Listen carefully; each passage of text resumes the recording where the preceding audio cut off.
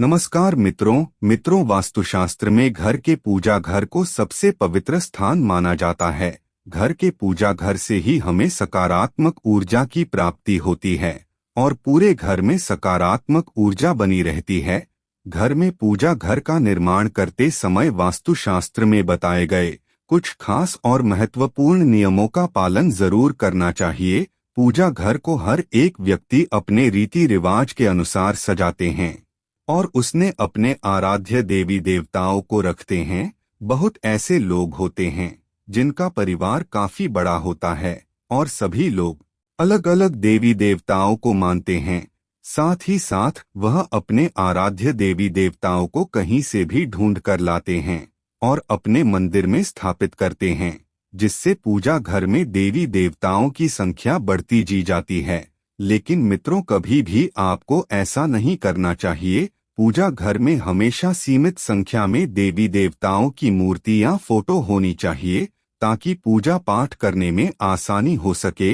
मित्रों, इसके अलावा कुछ और भी गलतियां हैं जो जाने अनजाने में हो जाती हैं, जिसे अगर नजरअंदाज किया जाए तो हमें पूजा का फल नहीं मिलता है। इसलिए प्रत्येक व्यक्ति को पूजा घर में छोटी छोटी नियमों का पालन जरूर करना चाहिए ताकि पूजा पाठ का सही फल मिल सके।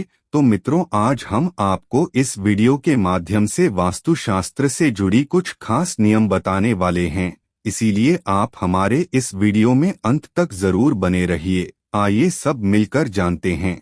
सबसे पहली और बड़ी गलती जो हर एक व्यक्ति से अनजाने में ही सही लेकिन हो ही जाती है, वह है मंदिर को साफ सुथरा ना रखना।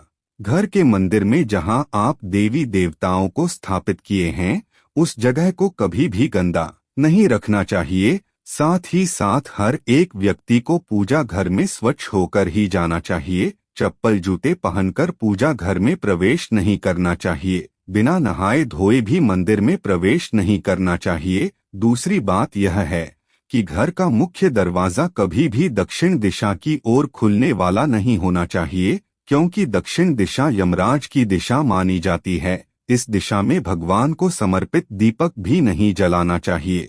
इसी के साथ देवी देवताओं के मुख को भी दक्षिण दिशा की ओर नहीं रखना चाहिए। इसके अलावा प्रत्येक व्यक्ति को यह भी ध्यान रखना चाहिए कि देवी देवताओं के मुख एक दूसरे के आमने सामने ना हो, क्योंकि यह अच्छा नहीं माना जाता। तीसरी गलती जो आपको कभी भी नहीं करना चाहिए, बहुत से ऐसे लोग होते हैं जो घर में देवी देवताओं की खंडित मूर्ति स्थापित देते हैं, लेकिन उन्हें ऐसा भूल से भी नहीं करना चाहिए। साथ ही साथ भगवान गणेश जी की मूर्ति नाचते हुए और खड़े हुए अवस्था में नहीं लगानी चाहिए।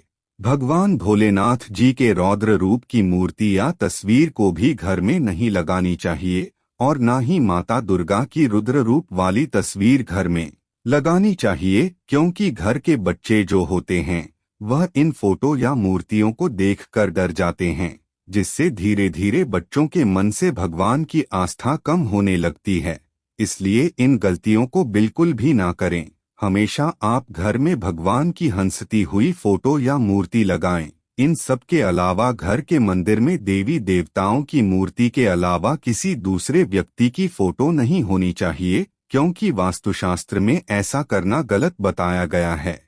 मित्रों, आप इस बात का भी हमेशा ध्यान रखें कि पूजा घर में देवी देवताओं की एक से ज्यादा मूर्ति या तस्वीर नहीं होनी चाहिए और आप जिन मूर्तियों को अपने घर में स्थापित करते हैं तो उन मूर्तियों की ऊंचाई 4 से 5 इंच होनी चाहिए, उससे ज्यादा नहीं होना चाहिए। और वहीं अगर आप अपने घर में शिवलिंग की स्थापना करते हैं तो वह 2 इंच से ज्यादा नहीं होनी चाहिए। मित्रों, अगर आप हनुमान जी महाराज की मूर्ति घर में स्थापित करते हैं तो हमेशा इस बात का ध्यान रखें कि आप घर में उनकी बैठी हुई अवस्था वाली फोटो या मूर्ति लाएं और उनकी हंसमुख मूर्ति का फोटो सबसे ज्यादा शुभ मानी जाती है। आपकी जानकारी के लिए बता दे, भगवान विष्णु, लक्ष्मी माता, सरस्वती, भगवान भोलेनाथ और गणेश जी की मूर्ति या तस्वीर हमेशा पूजा घर में होनी चाहिए और वहीं माता काली, भैरव जी महाराज और शनि देव जी की मूर्ति को घर के पूजा घर में रखना वास्तुशास्त्र के अनुसार वर्जित बताया गया है।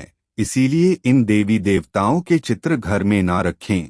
मित्रों, जब भी आप घर में मूर्ति लाते हैं तो इस बात का भी हमेशा ध्यान रखें कि मूर्ति मिट्टी से या फिर किसी धातु से बने होने चाहिए, लेकिन खोखली मूर्ति भूल से भी नहीं लानी चाहिए। आपको अपने घर में देवी देवताओं की ऐसी मूर्ति स्थापित करनी चाहिए जिससे घर की सकारात्मक ऊर्जा बरकरार रहे और उन मूर्तियों को देखते ही हर एक व्यक्ति के मन में अलग प्रकार की मुस्कान जागृत हो जाए।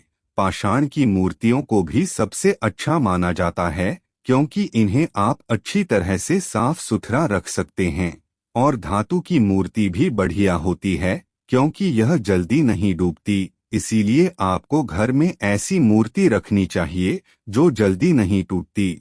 मित्रों, वास्तुशास्त्र के अनुसार घर में मंदिर का भी एक विशेष स्थान बताया गया है ताकि भगवान का स्मरण करते समय हर एक व्यक्ति का ध्यान ईश्वर की ओर केंद्रित हो सके। इसके लिए वास्तुशास्त्र में पूर्व दिशा को सबसे अच्छा बताया गया है। अगर आप पूर्व दिशा में अपने घर के मंदिर को बनवा दे हैं तो इससे घर में सकारात्मक ऊर्जा का वास होने लगता है। इसके अलावा इस बात का भी हमेशा ध्यान रखें कि आपका घर का जो मंदिर है वह शौचालय के आसपास नहीं होना चाहिए, क्योंकि शौचालय और वॉशरूम के अंदर नकारात्मक ऊर्जाओं का वास माना जाता है।